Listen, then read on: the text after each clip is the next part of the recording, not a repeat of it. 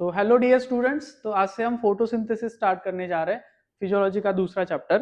तो इसमें हम बात करेंगे कि plants how do they synthesise the complex organic substances, फिर कौन कौन से पाथवेज इसमें होंगे, C3 साइकिल, C4 साइकिल, उन सब की हम बात करेंगे। तो सबसे पहले डिफाइन करते हैं फोटोसिंथेसिस की प्रोसेस को। सो the process in which, see, green parts of plants, they synthesize complex organic substances, particularly carbohydrates, using carbon dioxide and water as reactants in the presence of sunlight, है ना? Sunlight is essential, and जिसमें we have formation of oxygen और release of oxygen as a byproduct। तो ये एक अकेला process है जो लिविंग ऑर्गेनिजम्स को फूड दे रहा है in the form of carbohydrates, and उस फूड को बर्न करने के लिए फ्यूल भी दे रहा है, दैट इज ऑक्सीजन, जो हम रेस्पिरेशन में डिस्कस करते हैं ना। Using oxygen living organisms, living cell, they oxidise the complex organic molecules which releases energy, and that energy is harvested into the form of ATP। तो चलो डिस्कवर करते हैं फोटोसिंथेसिस। सबसे पहले तो हम फोटोसिंथेसिस की इक्वेशन लिखेंगे। So we have reactants as CO2 and water.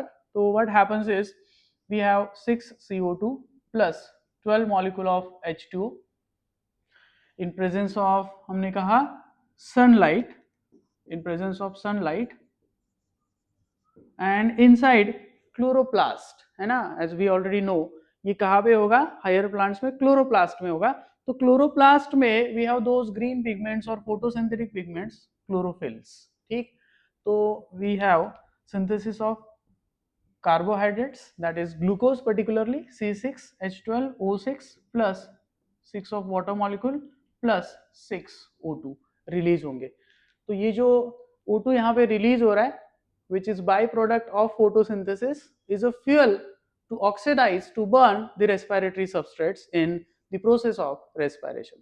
तो यहाँ पे आप देखिए ये जो प्रोसेस है ना फोटोसिंथेसिस का, जिसमें one of the reactant that is CO2, इसका बेसिकली देखो यहाँ पे हम करेंगे रिडक्शन। तो कार्बन का यहाँ पे रिडक्शन हो रहा है। Now reduction is gain of electron, gain of proton. तो वहां पे हमें प्रोटॉन्स और इलेक्ट्रॉन की जरूरत पड़ेगी, उसके लिए सोर्स होगा वाटर।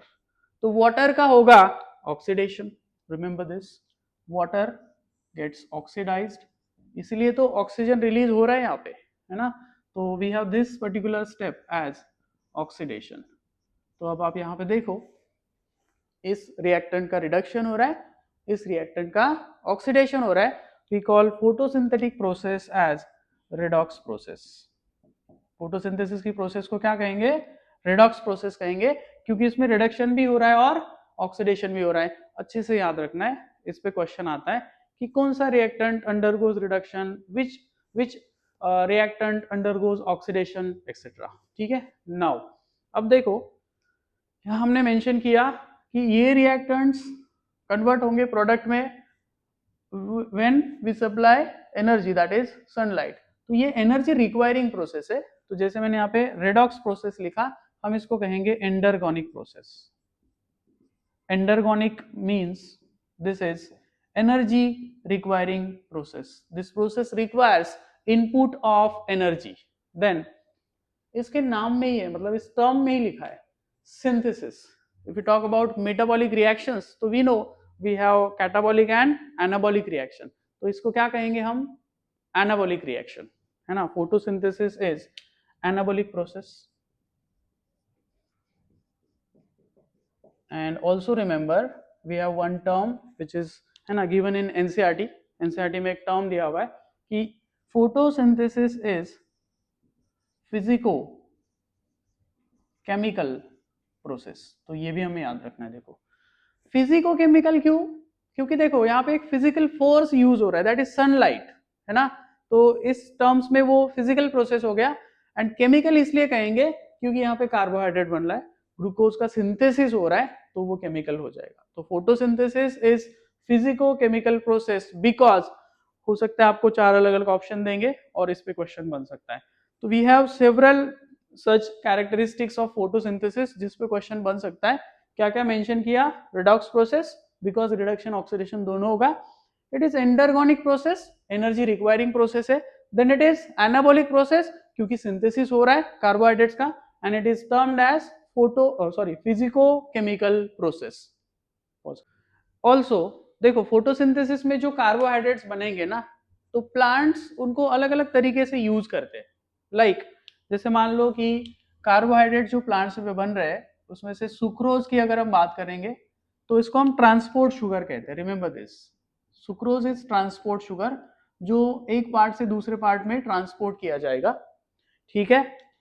देन स्टार्च की बात करेंगे तो इसको स्टोरेज शुगर कहेंगे. Starch is a storage sugar. And if you talk about cellulose, तो सेल्यूलोज जो है वो स्ट्रक्चरल शुगर होता है.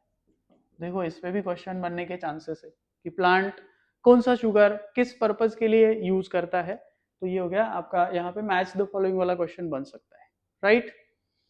ठीक है.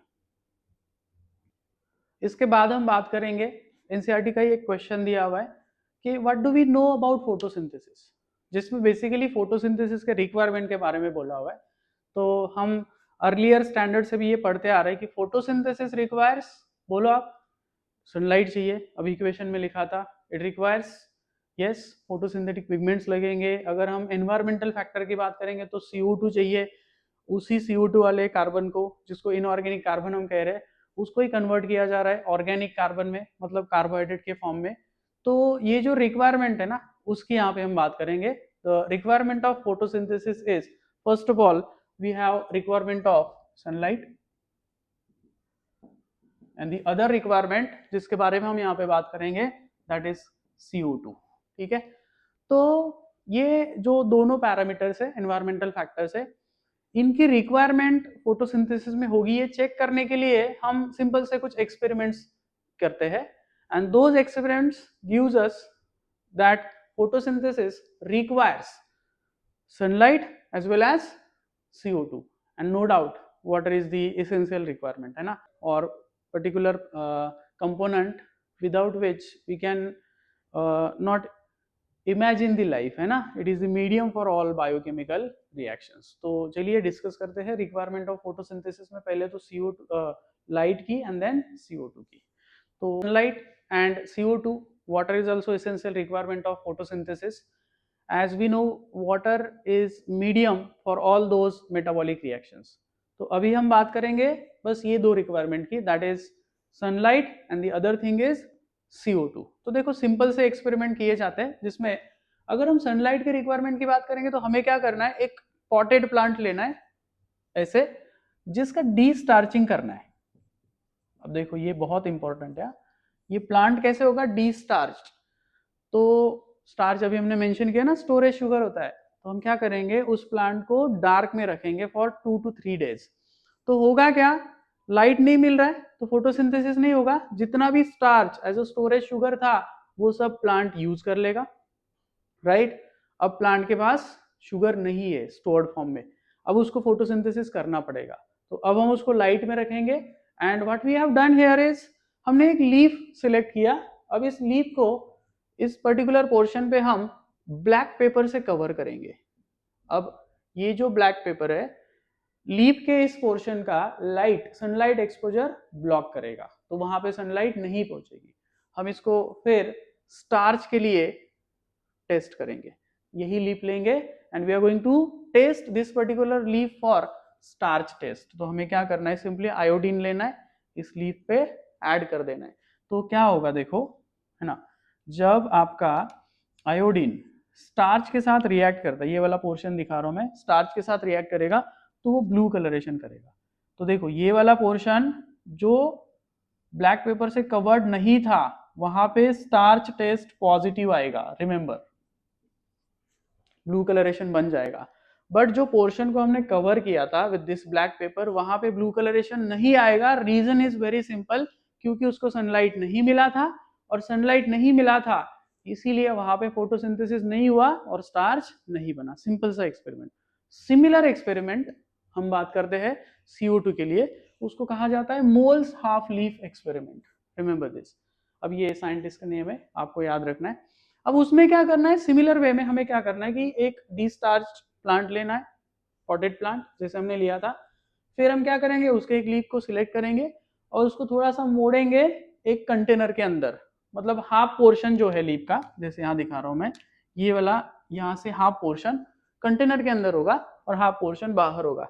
बट अब उस कंटेनर में हम KOH सोक्ड कॉटन रखेंगे, मतलब एक कॉटन लिया, KOH के सॉल्यूशन में डीप किया और वो जो कॉटन है उसके अंदर रखा। तो क्या होता है, this KOH absorbs CO2 inside this jar. तो जो भी CO2 अंदर आ रहा है ये एब्जॉर्ब कर लेगा KOH। अब क्या होगा कि इस पोर्शन ऑफ लीव को, जो आधा पोर्शन लीव का इसके अंदर है, उसको CO2 नहीं मिलेगा तो फोटोसिंथेसिस नहीं होगा, है ना। ये तो मैं पहले से ही कह रहा हूं, बट हमें ये रूल आउट करना है, राइट। तो अब हम क्या करेंगे, इस लीव को निकाल देंगे, राइट। ऐसे हमने इसको डिवाइड किया, ये पोर्शन अंदर था देखो, ये वाला और ये बाहर था। इसका स्टार्च टेस्ट लेंगे, आप बताओ क्या होगा कंक्लूजन। Yes, very good. ये जो है ना बाहर का portion, it turns blue after addition of iodine, but ये ब्लू नहीं होगा जो पोर्शन इस जार के अंदर था, क्योंकि उसको CO2 मिला ही नहीं तो फोटोसिंथेसिस होगा ही नहीं, राइट। तो ये दो सिंपल से एक्सपेरिमेंट्स हमें बताते हैं light and CO2 are essential requirements of photosynthesis. अब इसके बाद हम डिस्कस करेंगे हिस्टोरिकल बैकग्राउंड ऑफ फोटोसिंथेसिस। अब हम बात करेंगे हिस्टोरिकल बैकग्राउंड ऑफ फोटोसिंथेसिस की। जैसे फोटोसिंथेसिस के डिस्कवरी में we have role of different scientist, है ना, बहुत सारे साइंटिस्ट थे, तो उनका जो डिस्कवरी है उसके अकॉर्डिंग फिर फोटोसिंथेसिस को डिस्कवर किया गया। जैसे सबसे पहला एक्सपेरिमेंट रिगार्डिंग द डिस्कवरी और historical background of photosynthesis was done by Joseph Priestley. तो उन्होंने क्या एक्सपेरिमेंट किया था, देखो, he discovered oxygen in his experiment. तो क्या था एक्सपेरिमेंट की, उन्होंने एक ग्लास जार लिया, है ना, अलॉन्ग विद दैट एक माउस और एक कैंडल लिया। तो सबसे पहले उन्होंने क्या किया, कैंडल को जलाया, उसके पास माउस रखा और वो जार इन्वर्टेड फॉर्म में रख दिया। अब हमें पता है, एज वी नाउ नो, कि ऑक्सीजन चाहिए ब्रीदिंग ऑफ माउस के लिए और बर्निंग ऑफ कैंडल के लिए। तो ग्लास जार के अंदर जितना थोड़ी देर वो कैंडल का बर्निंग हुआ, माउस का ब्रीदिंग भी हुआ, बट जैसे ही ऑक्सीजन डिप्लीट हो गया, है ना, क्योंकि burning of candle and mouse की ब्रीदिंग से वहां आएगा CO2, राइट। तो ये माउस का ब्रीदिंग रुक गया, सफोकेशन से माउस की डेथ हो गई और कैंडल का बर्निंग भी रुक गया, जैसे यहाँ पे दिखा हुआ है, माउस डाइड एंड कैंडल का बर्निंग स्टॉप हो गया। फिर प्रिस्ली ने क्या करा, माउस और बर्निंग कैंडल के साथ इसके अंदर एक छोटा सा मिंट प्लांट रख दिया। नाउ जैसे हमने इनिशियली लिखा था कि फोटोसिंथेसिस के प्रोसेस में बाय प्रोडक्ट बनेगा ऑक्सीजन, राइट। तो मिंट प्लांट ने ऑक्सीजन रिलीज करा, तो आपका जो कैंडल का बर्निंग है वो चलता रहा एंड माउस का ब्रीदिंग भी चलता रहा। This is how Joseph Priestley discovered oxygen. He discovered oxygen. अब इसमें ना दो टर्म याद रखनी है, अलग से बता रहा हूं, एनसीईआरटी में मेंशन नहीं है। कैंडल का बर्निंग एंड माउस का ब्रीदिंग रिलीजेस CO2, तो उसको CO2 को उन्होंने कहा था फ्लोजिस्टॉन। CO2 क्या होगा, फ्लोजिस्टॉन, जो एयर को इम्प्योर कर रहा है इनसाइड दैट ग्लास जार। अब प्लांट ने क्या रिलीज किया, O2, तो O2 को कहेंगे डीफ्लोजिस्टॉन। तो ये याद रखना है। देन उसके बाद, है ना, एक और एक्सपेरिमेंट किया गया, it was done by Jan Ingenhousz. उन्होंने क्या करा, प्रीस्टली वाला सेटअप जो है वो दो अलग अलग कंडीशन में रखा, लाइट में रखा और डार्क में रखा, और उनको क्या ऑब्जर्व हुआ, प्रीस्टली का जो कंक्लूजन है वो बस आपको लाइट में ही, जब आप वो सेटअप लाइट में रखोगे तो ही आपको दिखेगा। तो वी कैन से दैट कि sunlight is again essential for photosynthesis. इसके अलावा देखो, इंजेनहॉर्स ने एक एक्वेटिक प्लांट लिया, हाइड्रिला, और उसको ऑब्जर्व किया, एंड व्हाट ही ऑब्जर्व कि वो जो हाइड्रिला का प्लांट है, it releases that air bubbles, जिसको हम बाई प्रोडक्ट कह रहे हैं, that is oxygen, only from green part of plant. तो we can say that the photosynthesis occurs only in green part of plants. It was also concluded by the Jan Ingenhorst. उसके बाद एक और scientist थे Julius von सैक्स, 1854 में उन्होंने बताया कि प्लांट्स फोटोसिंथेसिस के प्रोसेस में ग्लूकोज बनाते हैं, राइट, एंड उसको स्टोर करेंगे into the form of starch, जैसे ऑलरेडी वी मेंशन कि स्टार्च इज स्टोरेज शुगर। इसके अलावा इन्होंने सैक्स ने ये भी बताया कि प्लांट्स में we have that green substance, nowadays we call it as chlorophyll. क्या कहेंगे उसको? क्लोरोफिल्स। और ये जो क्लोरोफिल्स होंगे, that is green substance, is stored in green body. आप बताओ क्या होगा? यस, इट इज क्लोरोप्लास्ट, है ना। तो ये बताया था जूलियस वॉन सैक्स ने।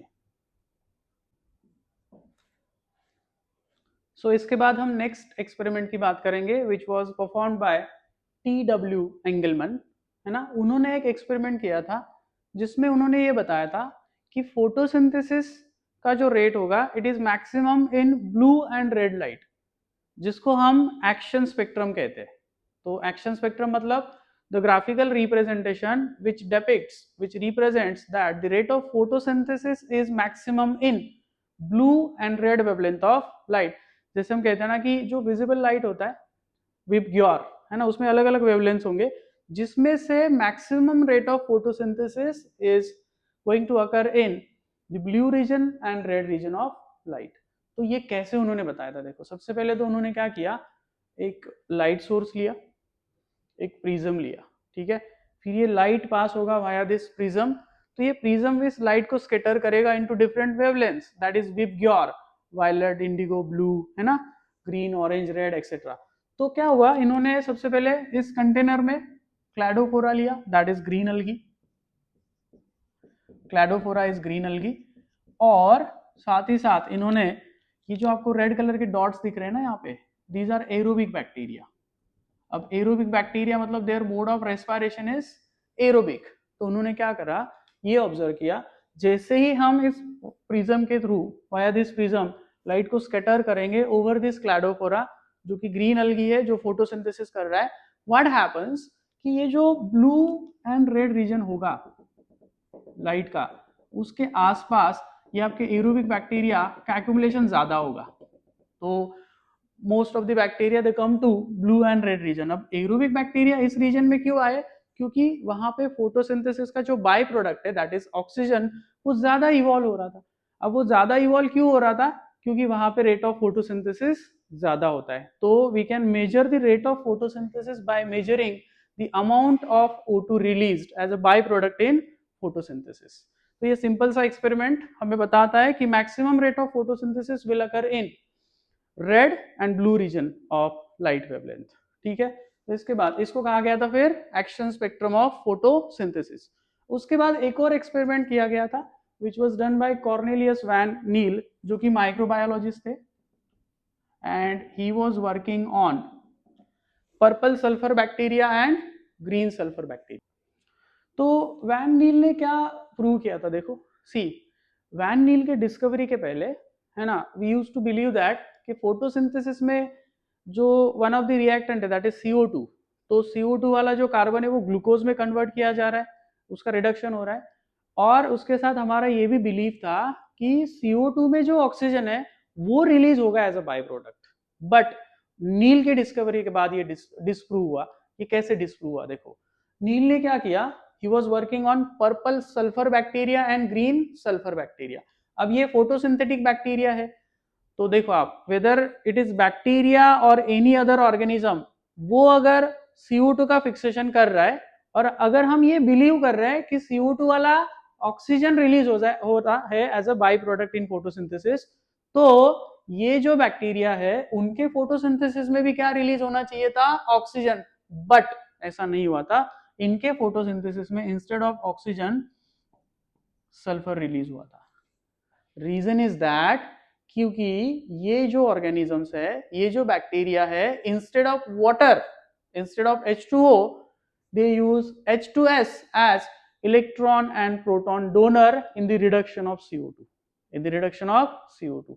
तो फिर ये डिस्प्रूव हुआ कि whatever oxygen released as a byproduct in the process of photosynthesis in plants, higher plants, is not coming from CO2, rather it is coming from water, जिसको वैन नील ने कहा था suitable oxidizable compound, and this suitable oxidizable compound in plants is water which releases oxygen. So this is how it was discovered that whatever byproduct of photosynthesis, that is oxygen, is not from CO2, is from water. देखो दो और experiments है जो NCERT में mention नहीं है, but for extra information आप ये भी जान लीजिए, and these are supporting experiments हम कह सकते हैं. तो वैन नील ने बताया ना कि whatever oxygen as a by product is coming from suitable oxidizable compound, it is not from CO2, it is not from CO2, right? तो रूबेन एंड कैमेन ये जो साइंटिस्ट थे उन्होंने वैन नील की जो डिस्कवरी है उसको so Ruben and Kamen used heavy isotope of oxygen. तो इन्होंने ये जो सोर्स है उसमें O18 रखा एंड दे ऑब्जर्व कि यहाँ से जो ऑक्सीजन रिलीज हो रहा है उसमें भी उनको O18 मिला. तो ये फिर कंफर्म हो गया कि जो ऑक्सीजन है is from water and not from CO2, right. Now इसके अलावा एक और एक्सपेरिमेंट की हम बात करेंगे, that is the experiment done by hill, and इसको कहते भी है हिल रिएक्शन. तो हिल ने क्या किया, देखो एक CO2 फ्री मीडियम लिया, जैसे ये आपका इसके अंदर CO2 फ्री मीडियम है. Then he isolated chloroplast from plant. उन्होंने वो क्लोरोप्लास्ट आइसोलेट किए, इस मीडियम में रखे. रिमेंबर मैं फिर से मेंशन कर रहा हूं, this medium is CO2 free, right. अब उन्होंने क्या किया, फिर इस पर्टिकुलर एक्सपेरिमेंटल सेटअप को एक्सपोज किया to the light, and what he observe कि यहां से ऑक्सीजन रिलीज हो रहा है. अब आप देखो, अगर हमारा ये बिलीव था कि oxygen as a by product is release from CO2, तो मैंने मीडियम यहाँ पे CO2 फ्री लिया है और इस एक्सपेरिमेंटल सेटअप को मैंने लाइट से एक्सपोज जब किया तो वो ऑक्सीजन रिलीज कर रहा है, क्योंकि इसमें CO2 तो नहीं है, but this medium has water. तो ये वाटर से आ रहा है. अब आप कहोगे कि यहाँ पे है ना फोटोसिंथेसिस तो नहीं हुआ, बट ये ऑक्सीजन कैसे रिलीज हो रहा है. ऑक्सीजन रिलीज होता है लाइट रिएक्शन वाले पार्ट में, है ना, जो हम आगे आने वाले लेक्चर्स में डिस्कवर करेंगे.